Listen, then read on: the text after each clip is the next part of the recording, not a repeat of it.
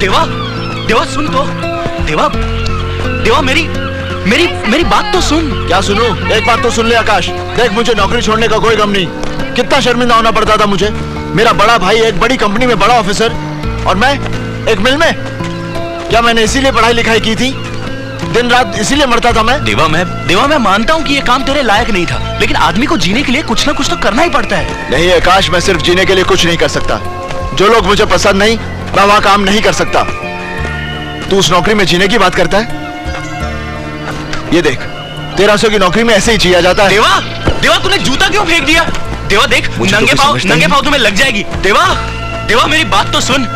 देवा तूने मुझसे कहा क्यों नहीं कि तेरे जूते फट गए? देख, मुझे अगली तनख्वाह मिलेगी ना, सबसे पहले मैं तेरे लिए नए जूते खरीदूंगा, पहन ले। नहीं तो लोग कहेंगे एक बड़ी कंपनी के सीनियर सुपरवाइजर का भाई नंगे पैर चल रहा है। छोड़ दी तो इसने ये नौकरी भी छोड़ दी। मेरी समझ में नहीं आता ये चाहता क्या है। अब छोड़िए ना। आखिर क्या परेशानी थी तुम्हें वहां? वो काम ठीक नहीं लग रहा था मुझे, मेरा मन नहीं लगता था। सुना, इन्हें काम वो चाहिए जिसमें इनका मन लगे। इतनी मुश्किल से पहचान निकालकर मैंने सूरजमल जी से बात की थी, बड़ी मुश्किल से मनाया था उन्हें। और आजकल ऐसी नौकरियों के लिए भी हजारों लोग लाइन में खड़े होते हैं और ये कहते हैं कि इनका मन नहीं लगता। मुझसे तरह की नौकरी?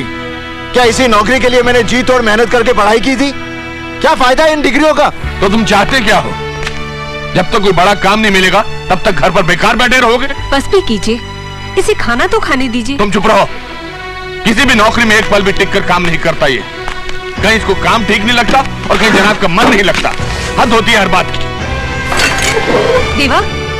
देवा देखा, इसकी अकड़ देखी। इसका मतलब यह है कि जो करना चाहे इसे करने दो, बस कोई टोकने वाला नहीं होना चाहिए। बाबूजी, गलती उन लोगों की थी। पहले उसने मुझे हाथ लगाया, उसके बाद इन्होंने अपनी गुंडागर्दी दिखा दी। उन्हें पकड़कर पीटना शुरू कर दिया। मैं पूछता हूँ क्या फर्क है उन मवालियों में और इसमें? हाँ, मैंने मारा उन्हें। अगर वो भाग नहीं जाते तो उनके हाथ पैर तोड़ देता। देवा, किस तरह बात कर रहा है तू? मुझे बोलने दे माँ। मेरे भाई को कोई गाली दे, उस पर हाथ उठाए, मैं खड़ा तमाशा देखता रहूं? तुम समझते क्या हो अपने आप को? किसी के भी हाथ पांव तोड़ दोगे तुम, और ये सब करके परेशानी में किसे डालोगे? हमें ही ना। मैं आपको परेशानी में नहीं डालना चाहता बाबूजी, मगर बुज़दिलों की तरह जी भी नहीं सकता। बुराई को देखकर मुंह नहीं मोड़ सकता मैं फिर से कहता हूं कि मैंने वहां जो भी किया ठीक किया, गलत नहीं किया। आप भी उसके हर बात पे नाराज हो जाते हैं। अब इस उम्र में इतना कोई झुक के भी तो नहीं चल सकता। क्या मतलब है तुम्हारा? मैं नहीं गुजरा इस उम्र से, ये नहीं गुजरा। जवानी का ये मतलब नहीं कि आदमी आगे पीछे का सोचना बंद कर दे। चलो खाना दो मुझे। देवा, जिस तरह से उन लोगों ने मुझे पकड़ लिया था, मैं तो डर ही गया था यार। क्या आकाश? 8-10 थे वो, और गुड्डी भी तो मेरे साथ थी। ऐसे लोग कागजी शेर होते हैं, कोई दम नहीं होता इनमें। एक मारो तो भाग जाते हैं। तू हंस क्यों रहा है? उसने कहा ना तुझे कि तू दूसरा गांधी है। गांधी, पता है कितनी बड़ी हस्ती थी? आज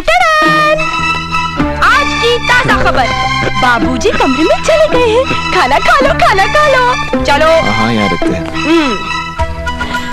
वैसे भैया, कुछ भी हो, पूरे मोहल्ले में चर्चे हैं आपके।